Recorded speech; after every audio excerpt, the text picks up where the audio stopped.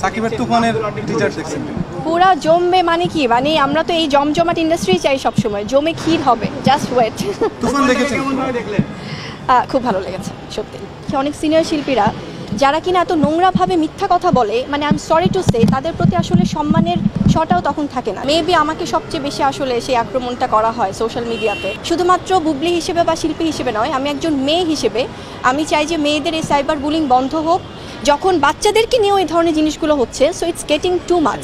সাক্ষাৎকারে একটা কিছু বলে দিলে ওটা নিয়েও আবার খুব চটকদার হেডলাইন দিয়ে নিউজ হচ্ছে। যিনি কথাটা ইন্টারভিউতে এসে বলছেন, তিনি কি ভাইরাল হওয়ার জন্য বলছেন একটা মিথ্যা কথা, বা তিনি কি তার নিজের দিকে অ্যাটেনশন নেওয়ার জন্য বলছেন? বাট এটা নিয়ে কিন্তু অনেক সংবাদ মাধ্যমে যারা রিনাউন্ড সংবাদ পত্রিকা, তারা কিন্তু একটা অন্যভাবে মানে হেডলাইন দিয়ে দিচ্ছে।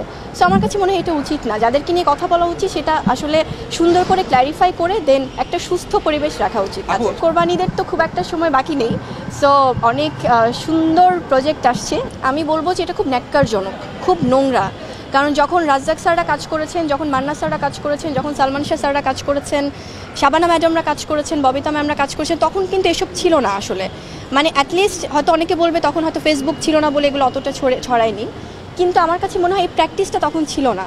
এখনকার শিল্পীদের মধ্যে আমি দেখি অনেক সিনিয়র শিল্পীরা যারা কিনা এত নোংরাভাবে মিথ্যা কথা বলে, মানে I am sorry to say, তাদের প্রতি আসলে সম্মানের শটাও তখন থাকে না। যখন মনে হয় যে এদের এত মানে সিনিয়র তারা বয়সের দিক থেকে, কাজের দিক থেকে, তখন মনে হয় যে এরা নিজেরা তো জানে যে এরা মিথ্যা বলছে।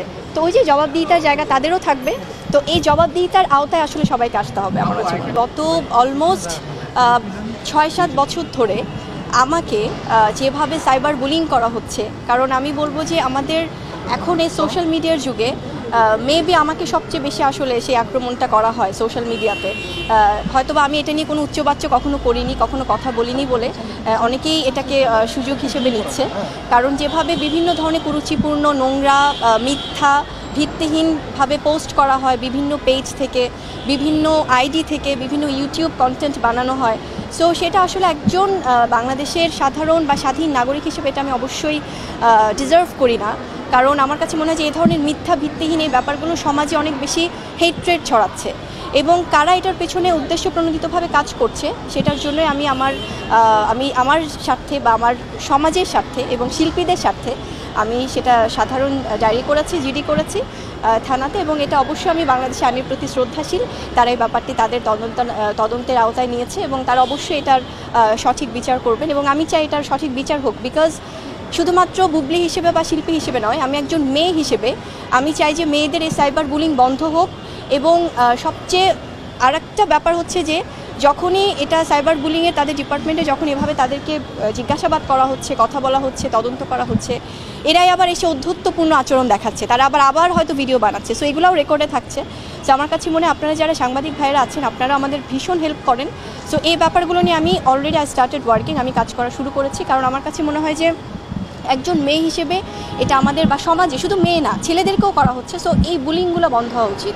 বাংলাদেশের মতো এরকম কোনো দেশে হয় কি না এই ধরনের ভিত্তিহীন বা বাজেভাবে কাউকে আসলে উপস্থাপন করা, সো এটা খুব দুঃখজনক। সো আমার কাছে মনে হয় এটা সঠিক তদন্ত হওয়া উচিত। যে একজন শিল্পী হিসেবে এত বছর যেহেতু আমি কাজ করছি, সো আমি অবশ্যই আমার জায়গাটা আমি পরিষ্কার রাখতে চাই, আমার জায়গাটা আমি স্পষ্ট রাখতে চাই। কারণ আপনারা হয়তো ভাই আপনাদের জায়গা থেকে অনেক সচেতন, আপনারা হয়তো বুঝবেন যে এই ধরনের মিথ্যা, ভিত্তিহীন ব্যাপারগুলো হয়তো এডিট করা হচ্ছে, কেউ হয়তো ইচ্ছা করে করাচ্ছে, এবং এদের সাথে কাদের যোগসাজশ রয়েছে সেগুলো হয়তো আপনারা বুঝতে পারছেন। বাট সাধারণ যারা মানুষ তারা হয়তো অনেক সময় এগুলো দেখে হয়তো বিশ্বাস করছে, বা আমাদেরও তো পরিবার আছে, আমাদেরও বাচ্চারা আছে, যখন বাচ্চাদেরকে নিয়েও এই ধরনের জিনিসগুলো হচ্ছে, so it's getting too much. আমার মনে হয় যে একজন ইন্ডিপেন্ডেন্ট মেয়ে হিসেবে বা স্বাধীন একজন নাগরিক হিসেবে এটা আমার সাথে সাথে আপনাদেরও আসলে ব্যাপারে সোচ্চার হওয়া। তো বন্ধুরা, এই ভিডিওটি সম্পর্কে আপনাদের কি মতামত অবশ্যই নিচের কমেন্ট বক্সটিতে আপনাদের মতামত জানাতে ভুলবেন না।